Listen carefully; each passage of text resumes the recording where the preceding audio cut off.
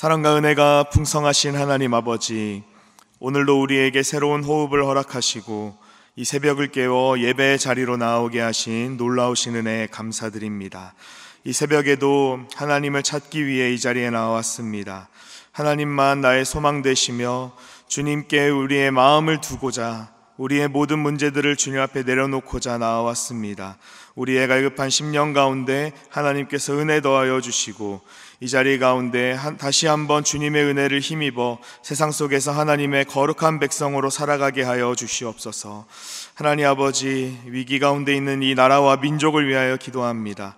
하나님께서 사랑하시는 이 대한민국 땅 가운데 무너진 모든 사회와 경제, 정치의 영역 가운데 하나님의 공의와 사랑이 드러나게 하시며 이 나라 가운데 이념과 정치로 또 정치색으로 분열된 마음이 주님의 사랑으로 하나 되게 하여 주시옵소서. 특별히 주님, 오늘부터 사전투표가 시작되며 대통령 선거가 시작됩니다. 주님께서 그 모든 과정 가운데 개입하셔서 하나님께서 기뻐하시는 종이 세워지게 하시며 이 나라를 주님의 나라로 인도해 갈 수 있는 하나님의 일꾼 되게 하여 주시옵소서.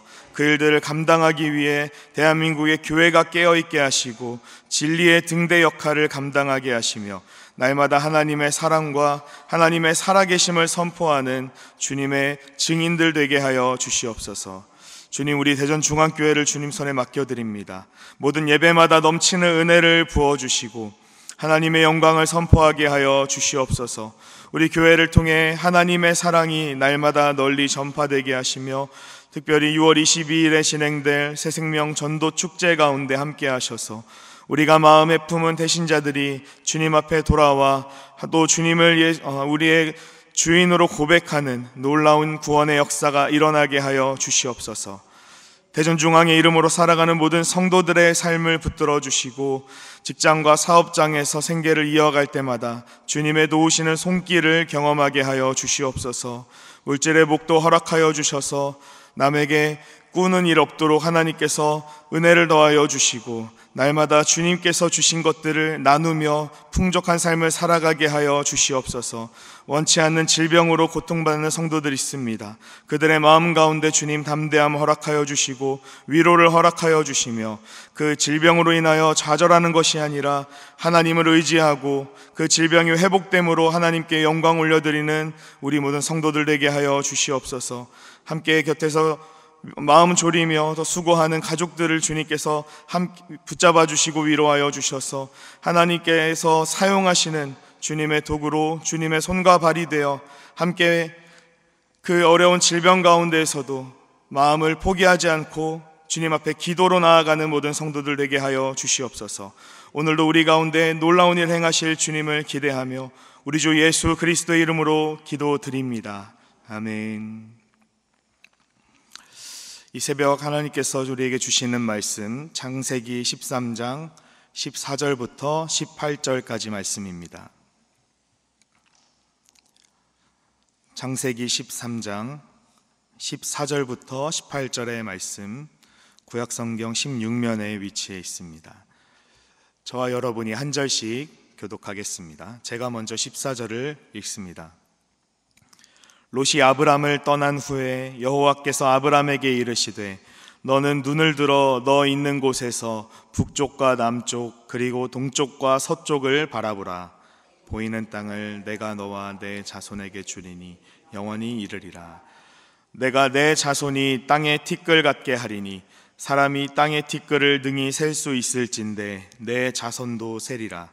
너는 일어나 그 땅을 종과 횡으로 두루 다녀보라.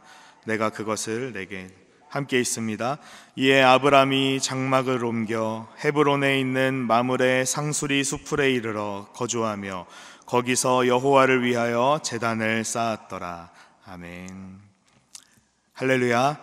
이 시간에 새벽을 깨워 예배의 자리로 나오신 모든 성도님들을 축복합니다. 오늘 함께 읽은 말씀을 가지고 약속의 하나님을 바라보라 라는 제목으로 함께 말씀 나누겠습니다. 우리가 계속해서 이제 창세기의 흐름을 따라서 새벽마다 말씀을 듣고 있는데요. 하나님의 말씀에 순종해서 고향과 친척과 아버지의 집을 떠난 아브람은 애굽에서 많은 재물을 얻고 나와 조카 롯과 함께 계속해서 이동하고 있습니다. 하지만 너무 많은 재물로 인해서 롯의 목자들과 아브람의 목자들이 갈등이 생기자 아브람은 롯과의 이별을 결심합니다. 조카 롯에게 먼저 어디에 거주할 것인지 선택권을 주었고, 롯은 물이 넉넉한 요단 지역에, 그리고 아브람은 가나안 땅에 거주하게 되었습니다. 롯이 떠나자 하나님께서는 아브람에게 찾아오셔서 두 가지의 약속을 주십니다. 첫 번째는 땅에 대한 약속입니다.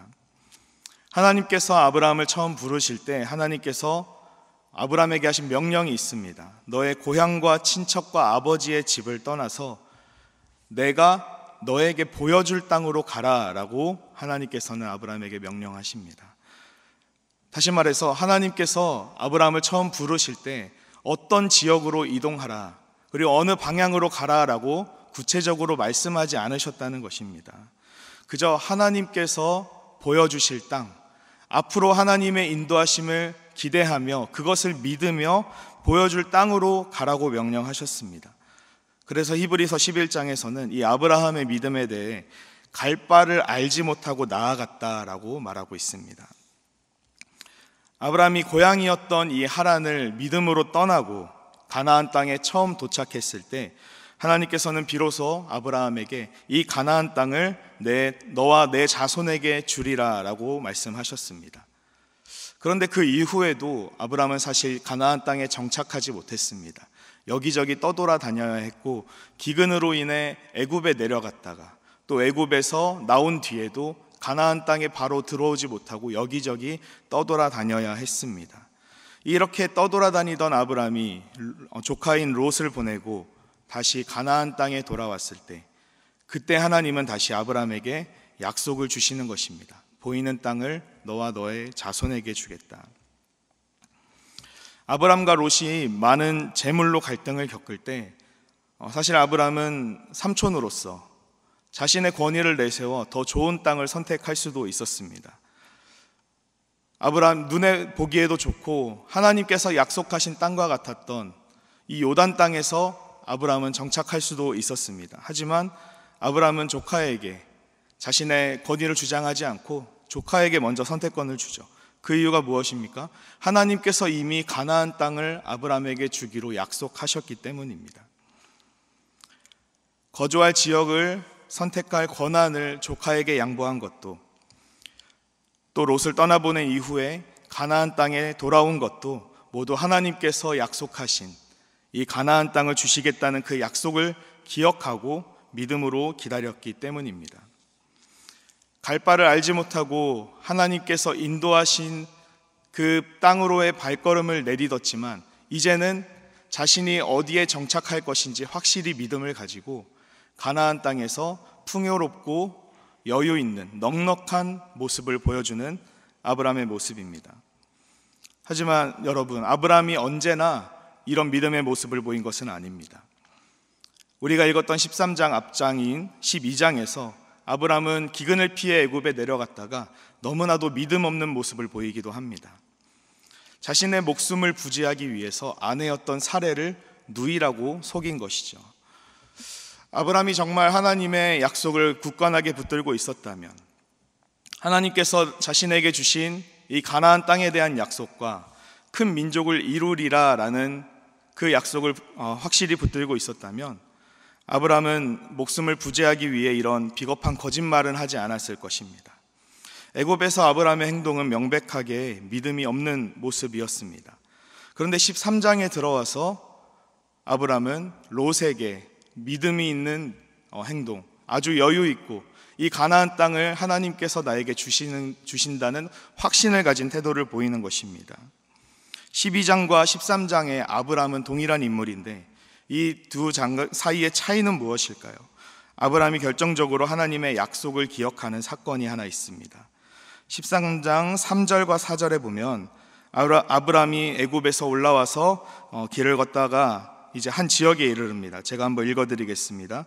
그가 네게브에서부터 길을 떠나 베델에 이르며 베델과 아이 사이 곧 전에 장막 쳤던 곳에 이르니 그가 처음으로 제단을 쌓은 곳이라. 그가 거기서 여호와의 이름을 불렀더라. 애굽에서의 아브람과 지금 13장에서 하나님의 약속을 기다리는, 그 약속을 다시 한번 확신하는 아브람의 차이는 무엇입니까? 하나님 앞에 제단을 쌓았던 그 장소에 도착해 하나님으로부터 받았던 약속을 떠올리는 것입니다. 애굽에서 자신의 목숨을 부지하기 위해 전전긍긍하며 비겁한 모습을 보였던 이 아브람은 하나님께 제단을 쌓았던 장소에 돌아와서 이 가나안 땅을 나에게 주시겠다고 약속하신 하나님의 말씀을 떠올립니다. 그리고 모든 선택권을 롯에게 양보합니다. 하나님의 약속을 기억하는 삶이 풍요로운 삶으로, 다른 사람을 배려하는 삶으로, 그리고 미래에 대한 소망을 확실히 가진 삶으로 이어진 것입니다. 이 하나님의 약속을 기억하고 또 약속을 붙잡는 아브람에게 하나님께서는 다시 한번 찾아오셔서 처음에 아브람에게 주셨던 약속을 더욱더 구체화하십니다. 이제 보이는 모든 땅을 너와 내 자손에게 주고 너의 자손이 땅에 티끌 같게 하리라는 약속입니다. 비록 롯은 눈에 보기 좋은 땅을 선택해서 떠났지만 아브람은 즉 하나님께서 약속하신 이 가나안 땅에서 하나님의 약속 안에서 진정한 풍요로움을 누리게 되었던 것이죠. 그 약속에 대한 아브람의 반응은 무엇입니까? 18절을 다시 한번 보시면 아브람은 하나님의 약속을 받은 뒤에 다시 여호와 하나님 앞에 제단을 쌓습니다. 하나님의 약속을 붙드는 아브라함에게 하나님께서 다시 한번 은혜를 주시고 언약을 새롭게 하시고 그 은혜는 다시 하나님을 향한 제사로 이어지는 것입니다. 사랑하는 여러분, 우리의 모든 삶이 이와 같기를 바랍니다.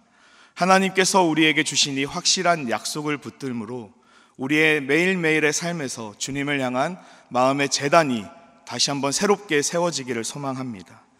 우리의 무너진 삶의 자리에서 하나님을 향한 예배가 다시 세워질 수 있는 것은 하나님께서 우리에게 주신 은혜를 기억하는 것이고 하나님의 말씀을 붙드는 것입니다. 우리는 아브람처럼 때로는 하나님의 약속을 잊어버리고 말씀과 상관없는 것처럼 살아갈 수도 있습니다. 그렇지만 다시 한번 말씀 앞에서 우리 자신을 비춰보고 하나님께서 우리에게 주신 은혜를 기억할 때 우리의 삶의 제단을 다시 한번 수축하고 하나님께서 기뻐하시는 삶, 하나님과 동행하는 삶을 살아갈 수 있는 줄 믿습니다.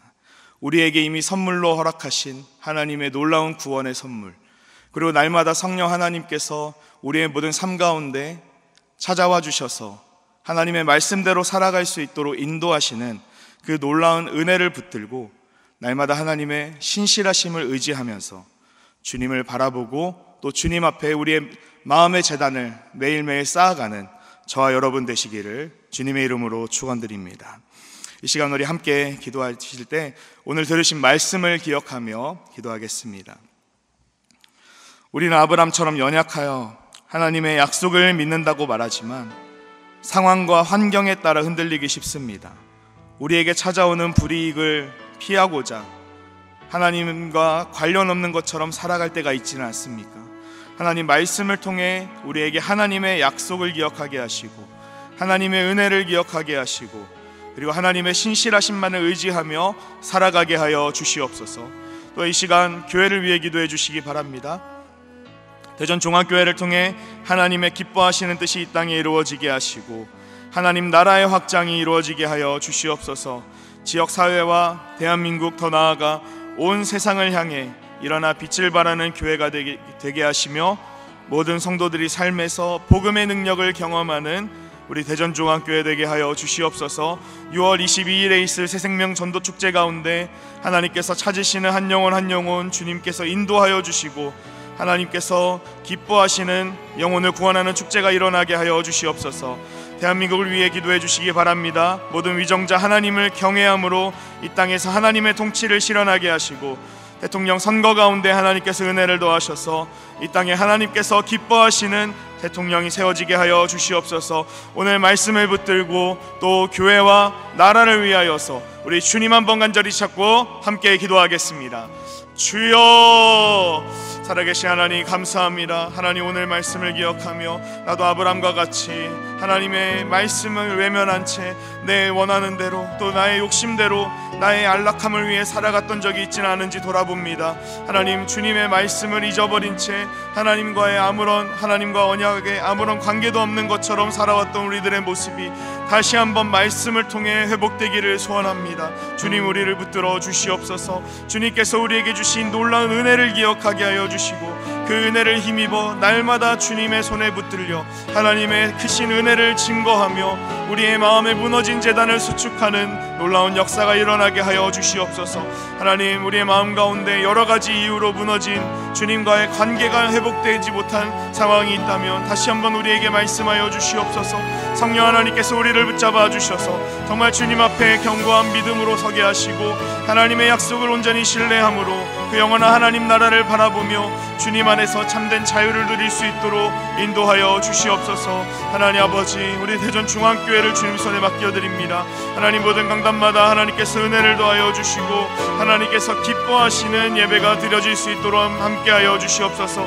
하나님의 놀라우신 은혜와 또 주님의 일하심을 우리 교회를 통하여 선포되게 하시고 하나님의 살아계심이 날마다 증거되게 하셔서 대전중앙교회를 통하여 주님의 크신 역사가 선포되게 하여 주시옵소서. 하나님, 이 땅 대한민국을 주님 손에 맡겨드립니다. 하나님, 은혜를 더하여 주시옵소서. 대통령 선거 가운데 하나님께서 개입하여 주시고 하나님, 이 땅 가운데 하나님께서 기뻐하시는 주의 종이 세워져 하나님의 통치를 실현하며 주님의 나라를 이 땅 가운데 일으킬 수 있는 주님의 종이 되게 하여 주시옵소서. 하나님을 경외하는 자가 세워지게 하시고 이 국민들을 두려워하는 자들 세워지게 하시며 하나님의 크신 일들을 날마다 마음 깊이 새기며 이 대한민국 땅 가운데 재단을 세워가는 대통령이 될 수 있도록 주님께서 은혜를 더하여 주시옵소서.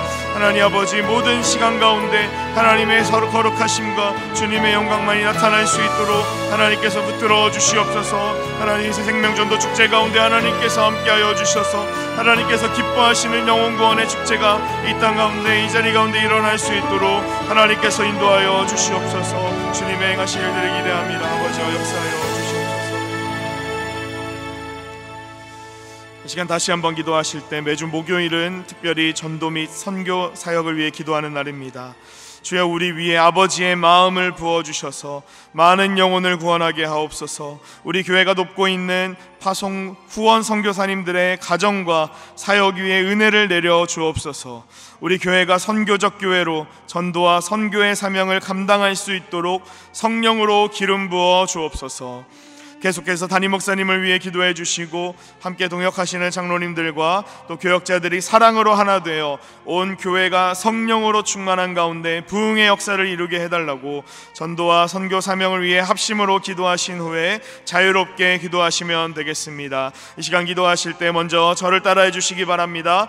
주여, 아버지의 마음을 주옵소서. 주여, 아버지의 마음을 주옵소서. 주여, 아버지의 마음을 주옵소서. 다시 한번 우리 주님을 한번 간절히 찾고 합심으로 기도하겠습니다. 주여, 하나님 아버지, 시간 우리 교회의 모든 전도와 선교 사명을 위하여 기도합니다. 하나님, 금요일마다 주님의 복음을 들고 나가는 전도대, 그리고 한 영혼 한 영혼을 위하여서 지금도 복음을 전하고 있는